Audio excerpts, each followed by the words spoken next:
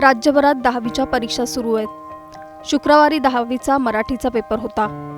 धनश्री पवार, डोळ्यात भविष्याची असंख्य स्वप्न घेऊन जगणारी मुलगी, जी आपल्या आयुष्याच्या पहिल्या मोठ्या टप्प्यासाठी सज्ज होती, पण नियतीनं तिच्यासाठी काहीतरी वेगळंच लिहून ठेवलं होतं।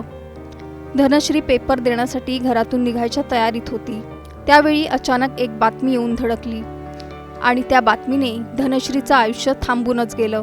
डायलिसिसवर उपचार घेणारे धनश्रीचे वडील भिकाजी पवार या जगाला निरोप देऊन निघून गेले होते।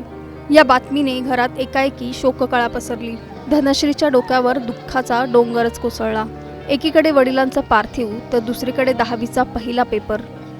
अशावेळी धनश्रीसमोर प्रश्न होता, भावनांना प्राधान्य द्यायचं की भविष्याला? सुरुवातीला तिनं परीक्षा न देण्याचा निर्णय घेतला, पण अशा दुःखाच्या वेळी धनश्रीसाठी धावून आले ते तिच्या शाळेचे मुख्याध्यापक तानाजी माने, ज्यांनी फक्त शिक्षकाची नाही तर धनश्रीच्या पाठीशी वडिलांसारखे खंबीर उभं राहण्याची भूमिका घेतली। माने सरांनी धनश्रीची समजूत काढली, तिचं वर्ष वाया जाऊ नये म्हणून कुटुंबाची मनधरणी केली। काही वेळासाठी धनश्रीच्या वडिलांचे अंत्यसंस्कार पुढे ढकलले आणि डोळ्यात अश्रू आणि मनात वेदना घेऊन धनश्री परीक्षा केंद्रावर पोहोचली।